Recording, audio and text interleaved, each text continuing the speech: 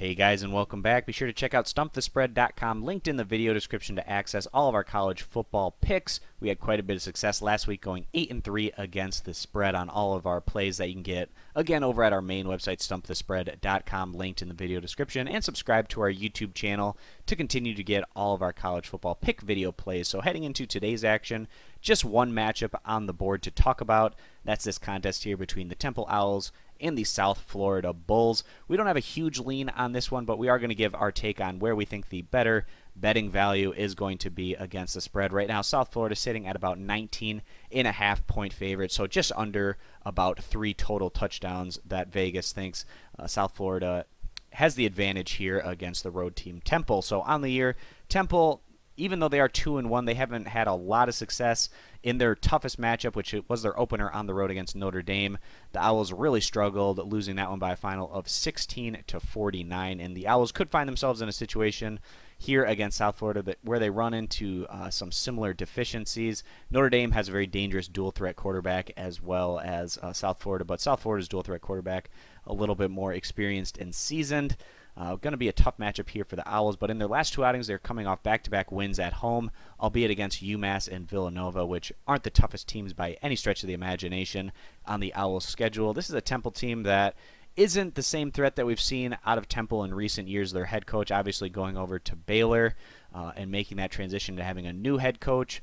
Temple also, they've had a lot of some of their top players in recent years move on, so that's also affecting where this group is currently at, but could maybe be a mid-tier team in the AAC, but they're going to need some things to go right for them for that to be the case. They're also aided by the fact that some of the lower teams in their division there in the AAC Eastern division aren't looking so great this year. Teams like East Carolina, Connecticut, Cincinnati, for example. Perhaps it'll be a nice campaign for Temple if they are able to finish above those 3 teams in the 6-team East Division. So the Owls heading into this one against South Florida, one of their division opponents and arguably the top team in the conference. We're a little bit worried about this South Florida team. Obviously, they bring in a new head coach as well this year, with their head coach last year deciding to go over and take a different head coaching job, one over at Oregon. They bring in head coach Strong over from Texas, and Strong's deficiencies over at Texas are well documented. We were a little bit concerned. This is a South Florida team that did very well for us against the spread in 2016.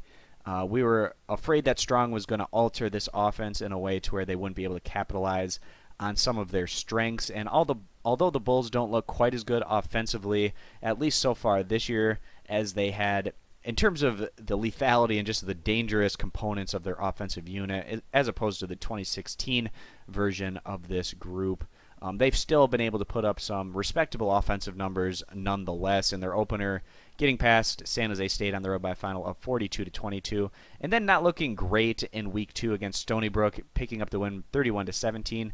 But South Florida really impressed us in their outing last week, which came at home against Illinois, getting past the Illini by a final of 49-23. And Temple, probably similar in competition in comparison to the Illini, maybe even a little bit more manageable than Illinois overall as a unit. And South Florida, they were able just to run over that Illinois defense. Their rushing attack had a tremendous amount of success, as well as their pass game. But that ground game, they had 3 guys over 100 yards and combined 376 yards, 2 touchdowns on 66 carries for the Bulls, and also having success through the pass game as well. Flowers going on to complete 15 of 27 passes for 280 yards, 4 touchdowns to 1 interception. And then defensively also having quite a bit of success, completely shutting down that Illinois ground game. And Illinois had to go more to the pass game than maybe they were wanting to, but 3 interceptions to just 1 touchdown, 287 yards through the air there for that Illinois pass attack. So coming into this one, guys, we have a 3-0 South Florida squad that they've been a little bit up and down even within some of these games, but when they are clicking and playing to their full potential, they are a very dangerous squad. If they're going to be able to cover this spread today, they're going to have to limit mistakes and also have those explosive plays that we saw them. And perhaps this team is starting to get a little bit more confidence and identity under their new head coach. And I do like the fact that the Bulls are continuing to play at an up-tempo pace.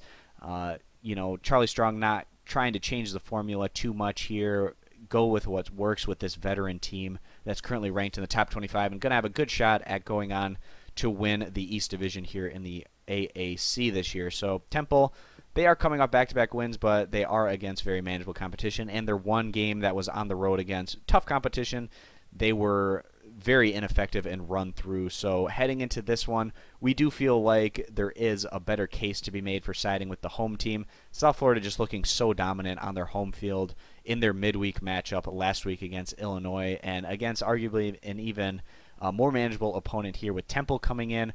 We do like South Florida to go on to put up some big offensive numbers again this week, and if they are able to limit the mistakes, they should be able to pace themselves and separate on the scoreboard throughout as they go on to win and cover this 19.5 point spread. So that's going to be our play, guys, siding with the home team, South Florida here, giving the points as the better value bet. And again, be sure to head on over to our main website, stumpthespread.com, linked in the video description to access all of our college football pick plays against the spread, and click that subscribe button on our YouTube channel to continue to get all of our college football pick video plays throughout the season. So thanks for stopping on in, guys, and we hope to see you in future videos. Bye.